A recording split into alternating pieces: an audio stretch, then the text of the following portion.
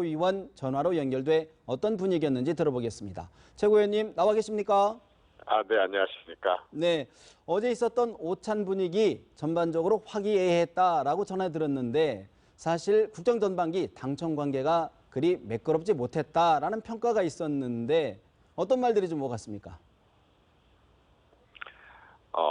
이제 정기국회 90일간의 정기국회가 9월 1일 날 개회되게 되는데 정기국회에 앞서서 대통령께서는 이제 여당 국회의원 전원을 청와대 초청을 해서 오찬을 함께 하시면서 이제 여러 가지 당부 말씀이 있으셨는데요. 예. 어쨌든 지금 온 국민이 다 경제 관련해서는 국제 상황도 그렇고 국내 사정도 그렇고 많이 어렵기 때문에 경제를 살리고 또 활성화시키는 관련 법안 예. 이런 부분들에 대해서는 좀 적극적으로 협조를 해달라라고 하는 그런 말씀.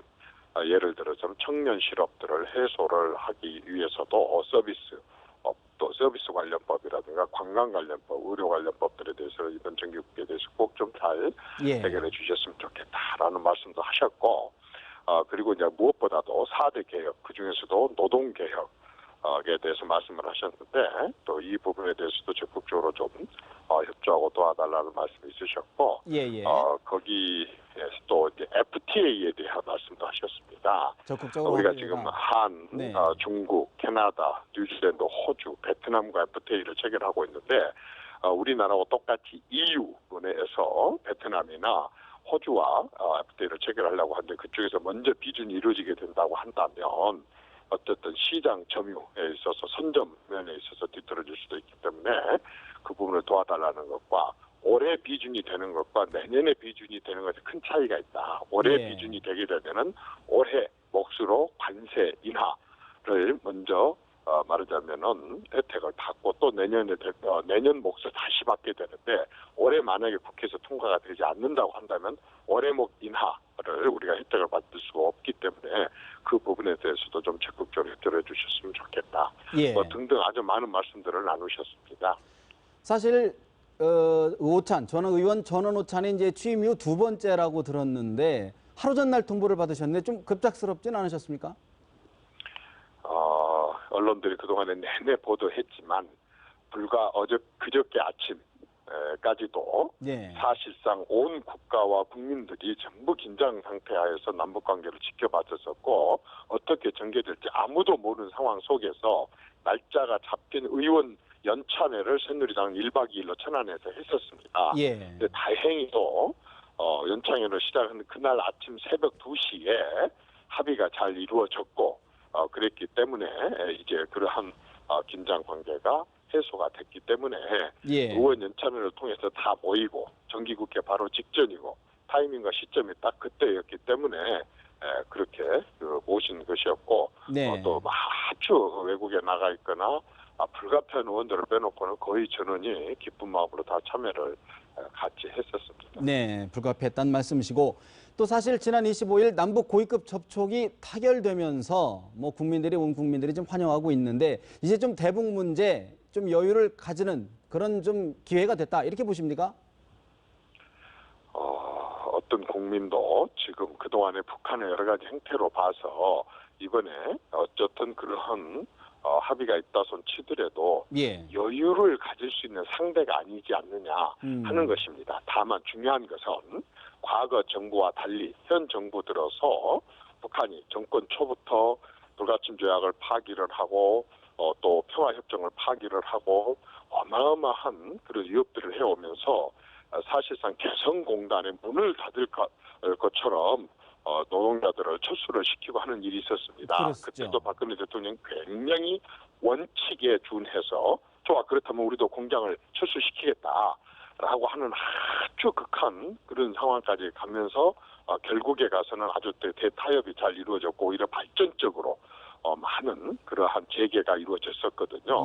그 이후에 또 작년인가 이산가족 만날 때도 아주 파국 위기에 갔었지만은 결국에 가서는 또 원칙에 준해서 그렇게 했습니다. 박근혜 정부 들어와서는요. 이를테면 이제 과거에 싱가포르다 중국이다 뭐 홍콩에서 이렇게 만나는 그런 것을 절대로 배제를 하고 판문점에서 당당하게 만나자. 또 누가 밀사로 간지 모르는 그러한 북한의 접촉이 아니라 당당하게 이거 명단을 공개를 해서 접촉하는 사람 이름을 공개를 하고 또 공개 자체가 온 국민이 다 알게 했고 그다음에 또 뭘 거래를 했고 뭘 물밑으로 주고받기로 했는지 모르는 그런 대북 관계가 아니라 누구든지 다 국민들이 다 알 수 있도록 그 결과 협상 결과를 국민들이 다 알 수 있도록 하고 그리고 또 인도적인 지원은 지원일지라도 조건을 내걸고 뭔가를 협상을 하고 또 하는 그런 것을 하지 않는 그런 원칙에 입각한 대북 정책을 쭉 펼쳐왔고 그러한 부분들이 무리하게 하는 것이 아니라 이게 바로 국제 규범이고 국제사회에서 국가들 간에 이루어지는 통상적인 일이고 북한도 이제 국제사회의 일원으로서 모든 협상이라든가 이런 것을 국제 수준에 맞게 이렇게 해야 되고 또 그런 식으로 유도를 했습니다. 따라서 북한의 협상 대상자들도 국장을 보내면 우리가 차관이 나가고 차관을 보내면 우리가 장관급이 나가는 이런 식의 일방적인 그런 것들을 다 배제를 하고 아주 원칙에 입각한 대북 정책을 펼쳐왔기 때문에 그런 부분들이 북한도 많이 익숙해져 가고 그런 것들이 평화 통일로 가는 어떤 기반을 다지는 오히려 좋은 계기가 되지 않을까 싶습니다. 어떤 특별한 원칙이 아니라 보편적인 원칙이 통했다 이런 말씀이신데요. 사실 박 대통령께서 어제 이제는 경제다 또 구조개혁이다 이런 말씀을 하셨는데 앞으로 4대 노동개혁을 비롯한 4대 구조개혁이 이제 화두로 떠오를 것 같은데 당내에서요 어떤 원칙, 돌파 어떤 전략들이 있습니까? 그렇습니다. 그것은 박근혜 대통령이 새롭게 제기를 한 것이 아니라 집권하고 나서 취임하고 나서 지금까지 일관되게 얘기해 온 것이거든요. 그동안 우리가 숨가쁘게 달려오면서 모든 분야에 있어서 비정상적인 부분들이 너무도 많았고 이렇게 비정상적과 근본과 기본이 틀어져 있을 때에 절대로 재도약이나 제2의 한강 기적이나 또 새로운 어떤 성장 동력이 생길 수가 없기 때문에 이렇게 비정상적인 부분들을 바로잡자. 그래서 각 분야에 있어서 구조 개혁은 말할 것도 없고 부정부패에 있어서도 그냥 이파리 따기가 아니라 근본을 고쳐서 부정부패를 막고 그러면서도 또 한편으로는 창조 경제라든가 또 규제 개혁이라든가 이런 걸 통해서 청년 일자리와 새로운 성장 동력을 마련하자는 취지로 일관되게 2년 반을 해왔었고 2년 반이 지났다고 해서 절반이 지났다고 해서 대통령 말 맞다나 무슨 새로운 해가 뜬 것도 아니고 다른 해가 뜬 것도 아니고 그것에 관계없이 일관되게 그렇게 나가자라고 하는 주장을 했고 그 부분은 대선 공약이기 때문에 새누리당도 다 공감을 하고 이번 국회는 말할 것도 없고 앞으로도 계속해서 그 부분에 대해서 적극적으로 협조해가지고 성공적인 정부를 만드는 것 그것이 내년의 총선에서 새누리당이 승리하는 길이고 국민들로부터 신뢰를 받는 길이 아닌가 이렇게 생각 들고 새누리당은 그렇게 뒷받침을 할 것입니다. 이미 원칙이 서 있다 그런 말씀이신 거죠? 그렇습니다. 네. 한 가지만 더 여쭙겠습니다. 엊그제 새누리당 연찬회의에서 또 민감할 수 있는 부분이겠지만 공천 관련해서 오픈 프라이머리제를 하겠다는 결의문을 채택했다라고 지금 저희들이 소식을 전해드렸는데 최 의원님께서는 평소에 물리적으로나 시간적으로나 좀 어려운 것 아니냐라는 입장을 좀 표명하셨던 걸로 들었는데 어떻게 생각하십니까? 사실과 다릅니다. 제가 그렇게 말한 적이 없고요. 오픈 프라이머리는 하늘에서 뚝 떨어진 지금 새로운 제도가 아닙니다.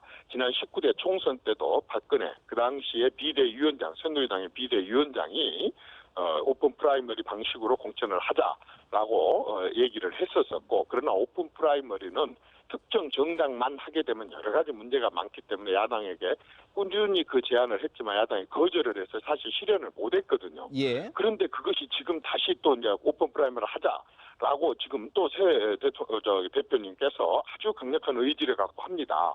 그러나 주장은 그때나 지금이나 있지만 문제는 안 되는 이유가 여러 가지 제약 요건이 있다 그 말입니다. 한마디로 말해서 역선택을 해갖고 상대방들이 달라들어서 새누리당이 약한 후보를 지지한다든지 또 선거 관리를 하는데 돈이 많이 드는데 특정 정당만 그 100억이 넘는 돈을 지원을 받는다든지 아니면 새로운 그러한 젊은 신진 인사들이 진출하기 어렵다든지 이런 문제점들이 그때도 있었고 지금도 있었기 때문에 예. 이렇게 시간적인 여유가 좀 있을 때 빨리 그 부분을 보강을 하자. 오픈 프라이머리에 대해서는 국민들이 국민 경선으로 해서 상향시로 공천한다는데 그거 반대하는 사람이 누가 있습니까? 그건 예. 아무도 없고 이미 또 일부는 시행이 되고 있고 하기 때문에 빨리 이걸 진짜로 실현하기 위해서 그런 지적되는 문제점들을 빨리 보강을 하고 보완을 하자, 보완책을 마련하자.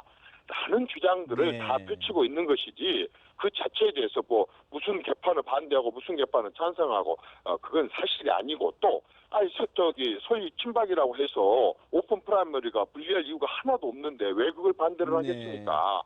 그렇기 때문에 그 부분은 빨리 보강을 하자. 문제점들이 다 지적되고 다 알고 있는 문제점들 나중에 갖고 이 문제점 때문에 안 된다 이런 소리 말고 빨리 보강을 하자.